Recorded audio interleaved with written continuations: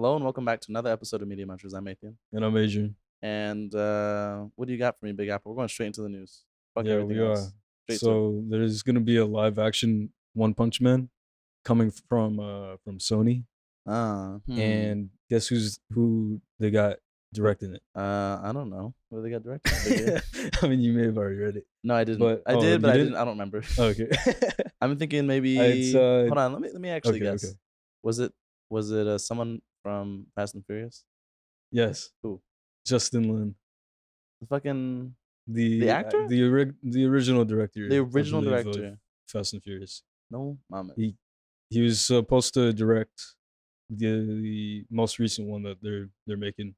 The most but recent. he fell Fast. out of the Fast and Furious movies, but he fell out of that, and now it looks like he has this on his plate. I'm oddly, strangely ready for it. Who do you Yeah. do? You have a fan casting? Who would you like to see shave their head bald and go full one punch? Oh, dude, I don't know. Let's assume it's someone of Asian descent. Right. Who do you want? Who is it? I don't know. Steven Yeun? Or is he too old? How old is he?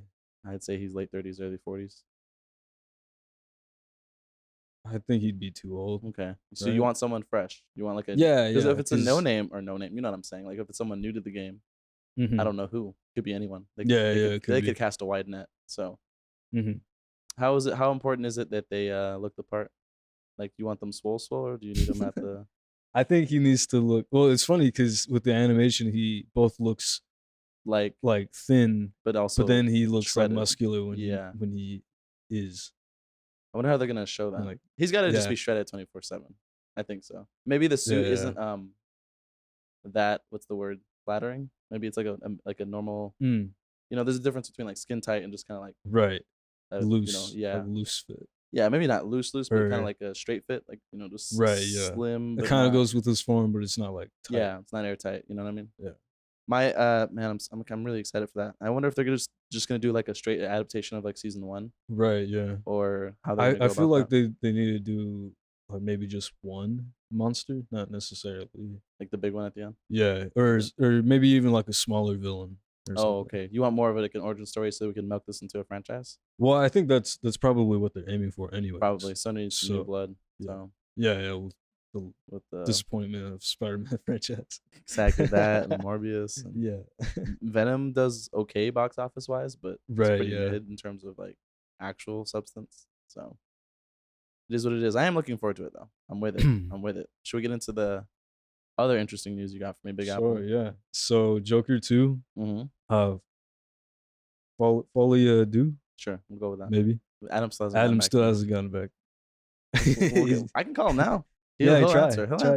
See, we're gonna nail this shit. He never told me. I never gave him context for the text. You didn't? You just said straight up. Yeah. Yeah. How can I help you? I have a question, you piece of shit. Yeah. The text agent sent you last week for last week's podcast. It was a French phrase. How do you pronounce it? Folie à deux? Being crazy at 2. Crazy as 2? Yeah, it's fooling around. Fooling around. Well, you heard it here first, folks, from the French Canadian himself.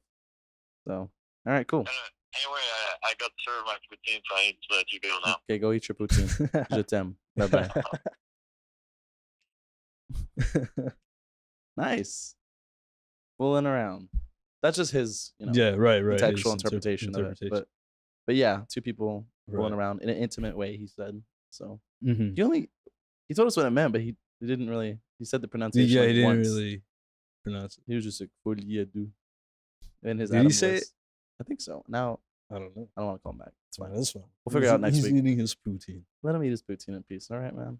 Anyway, so get to the news, Big Apple. What's the bombshell? So why are we talking about it again? So this movie, it's gonna be a musical, as well as Lady Gaga might be Harley Quinn. She's in early talks. With the studio. It's not what I expected. It's not. I'm totally okay with her. I guess like in this world, in this context, it kind of works. Like, you know, they're not young. They're playing older versions of their characters, right? So that's fine. In terms of age, it's fine. It matches for what they're trying to do. what threw me off was the musical. Now it's easier to swallow that pill if Lady Gaga's involved musically, sure. Right. It's just, she's fine. She's talented. She knows what she's doing. Got it. She's got it. She can tickle a keyboard, I'm sure. So that's besides the point. I mean, she can sing too, right? She can sing very well. Let's not forget that, guys. No, my thing is like, why this direction? Like, are they going the way of like, I don't know, let's say Suicide Squad, where like the little in your head, like, are they going for the heightened mental, like, kind of like how Joker was dancing to him, like no music. Yeah, I feel like they might play into that more. Yeah. The psyche. So the music's all in their head. I think it could be interesting way of telling the story. Like, that would be, because you could accomplish a lot in a song. I mean, musicals are a thing for a reason, so you can get a lot of plot. Also, it doesn't have to be like entirely a song. Like, it could be like them like prancing and shit, or what? Like I see them, like I don't know. Like trippy... it could be like kind of more on the artistic side. Like, it could be more them moving to music. You think like high concept? Oh, I see. They can do so much with it though, because the genre doesn't have to stay the same, obviously. Yeah, like it's more of like a medium than it is like a genre. Mm-hmm. You know what I mean? So they could do a lot with it. I wonder how much of it, like how sparingly it's gonna be used, or if it's just gonna be like straight up just like through and through, like mostly music and then a few scenes here and there of like talking. Yeah. I think they'll strike a certain balance. I can imagine, because most musicals are hard to get into. Yeah, but I don't. I think it's just gonna be an aspect of it. I don't think it's gonna be right. like Sound of Music or something like where it's straight through. It's mostly music, and then Mm-hmm. Sound of Music wasn't a good example, but there are musicals like there's like it's just mostly songs. Like if they did have you seen Hamilton? Hamilton? Yeah. No. Okay, well, I know about you know about it, right? The whole thing, start to finish, it's nothing but songs. Whereas some musicals, like they stop and they pause for scenes and stuff, like normal, just dialogue. Yeah. So I doubt it's gonna be entirely that. That would be ridiculous. But have you seen Tick Tick Boom? I have seen 2/3 of Tick Tick Boom. Okay. I need to go back. What'd you think about it? Honestly, it's a bit sad for my taste because it was just too real. I was like, struggling artist. It's a good story though. It is, and I'm upset that I didn't finish it because I recognized a few names in there. I think Sondheim was even in there, like portrayed in there or something. Oh, okay. Or some of the musical greats, some of the great composers or whatever of musicals were in there, and it was an interesting story. And I was like, I got 2/3 through, and I was kind of like, I kind of just fell out of it. I wasn't giving like my full attention to it. But I'll get back into it. I'll finish it. The ending, the payoff. Yeah, I enjoyed the ending. Yeah. So I can't really say I've seen it. I've seen most of it. But I need to finish that up. So I think it'll be closer to that. Yeah. I think that struck a pretty fine balance between the musical and the actual. Have you seen the esteemed and highly beloved High School Musical? Yes. Yeah, I think it's slightly less music than that is probably what they'll do for this movie. I could see like 3 or 4 actual musical set pieces. And they'll probably just stick to mostly dialogue from there. But cool. That actually, I mean, I was gonna see it anyway, but that's gonna be an interesting flavor or dimension, especially if they follow through and they get Lady Gaga as Harley Quinn and they go with the musical route. It's gonna be real interesting. When's that supposed to come out? If they're still in talks, I can see it being like a couple years away. Yeah, probably like 2.5 years. True that. Yeah. All right. Let's take a small break, and we'll probably come back with some Evil Dead, probably. More than likely. We don't have any trailers, do we? No, we don't. Evil Dead it is. We're back with some Evil Dead. Let me give the audience some context, Big Apple. Go right ahead. So, Evil Dead is an American horror film franchise created by Sam Raimi, who we all know and love, consisting of 4 feature films and a television series. The series revolved around the Necronomicon, Ex Mortis, an ancient Sumerian text that wreaks havoc upon a group of cabin inhabitants in a wooded area in Tennessee. That's that wooded area in Tennessee bit. That's about the 1981 one, the one we're reviewing today. Right. And so that's the directed by Sam Raimi, produced by Robert Tapper, and Bruce Campbell stars in it alongside Ellen Sanwies, Richard Manicore, Betsy Baker, and Teresa Tilly. So like I said earlier, the film is based off of these 5 presumably college students vacationing in an isolated cabin in a remote wooden area. Fantastic premise for horror. I mean, you get me a cabin in the woods, like literally the movie The Cabin in the Woods. Yeah, which was inspired a little bit by this. I would imagine. I would imagine. So I haven't seen that. Heads up, I don't really do horror like that. I figured this is a soft entry to it if we start doing more of it. I know it's really beloved by a lot of people. But basically in this movie, after they find an audio tape that when played releases a legion of demons and spirits, The 4 members of the group suffer, well, it's really 5, suffer from demonic possession, forcing the 5th member, Ash Williams, Bruce Campbell, to survive an onslaught of increasingly gory mayhem. And that's pretty much it. It's pretty light on plot, other than the little lore they set up with the Sumerian text and the audio recording and the hints of how the man who originally owned this cabin previously like was messing around with all this stuff, and then presumably his girlfriend or wife, as he said in the text, also became possessed exactly, and wreaked havoc and whatnot. So like I said, it's a little light on plot, but I enjoyed the cinematography, especially like they had some really cool shots in here, like a lot of following long shots and the first person angle, like when they had that one demon trapped in the basement and it was like trying to get out, and like we could see them, we could see a whole scene play out of them figuring out what the hell to do and all that. I liked how from that angle that really played into like this low budget indie film feel, and I really appreciated that. So I was like, this kind of reminds me of Blair Witch Project, except it's less found footage, obviously, because it's not that, and it's just very much like just some people getting together and making some stuff happen. Yeah. Did you like Bruce Campbell, like, is his first outing as Ash? I didn't realize he was gonna be the lead until like halfway through the movie, because it felt very much ensemble, and the guy, like whatever that dude's name was, the only other male character there, he was like leading a lot of it. He had the charm. He was kind of like the macho leader of the group, and Bruce is kind of just taking care of his sister and his girlfriend, so to speak, or whatever.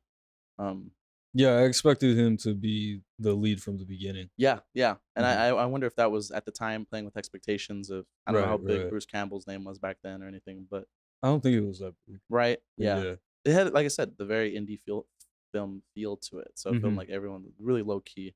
But from the start, I was looking up because I know Bruce Campbell now. So I was like, let me see how it was at the beginning. And I noticed that his comedic personality was kind of born here, especially through Ash. There's that whole bit when they're unloading the truck or the Camino or whatever they drove in at the beginning, and he's like messing around with the girls and like they're throwing shit at him, and he's got like a little quip here and there. It's all very underplayed and like subtle, but I was looking out for that.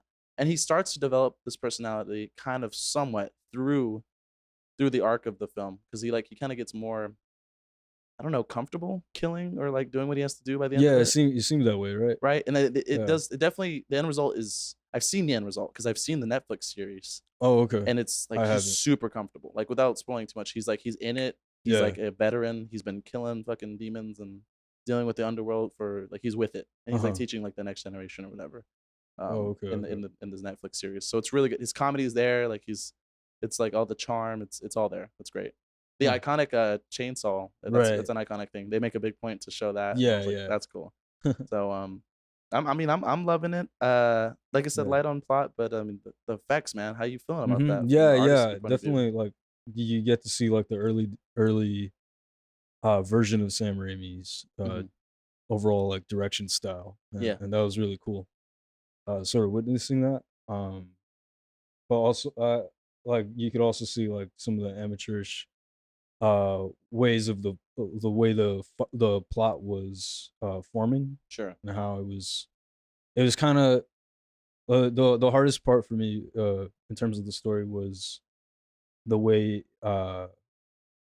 it was just kind of descending the whole time. There was no real like rise and fall in terms of the plot.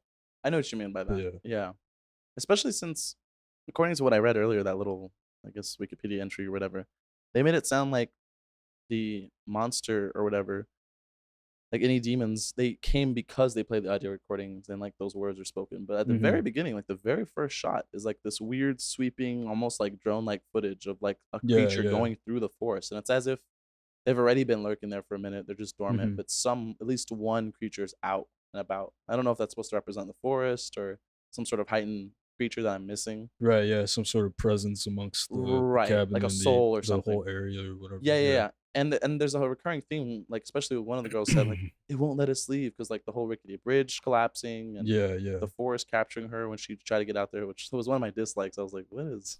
That just caught me off guard. I was like, a forest violating a woman, but that was the weirdest thing. And I looked at Damien, and he was just like, "It gets better, I promise." I was like, "I hope so." This is an interesting direction to go for horror. It's just like terrible. And it was just kind of like a little random too. Like it felt a little bit out of place. It didn't go with anything else beyond that, because I thought it had to do with the way that the entity was possessing them.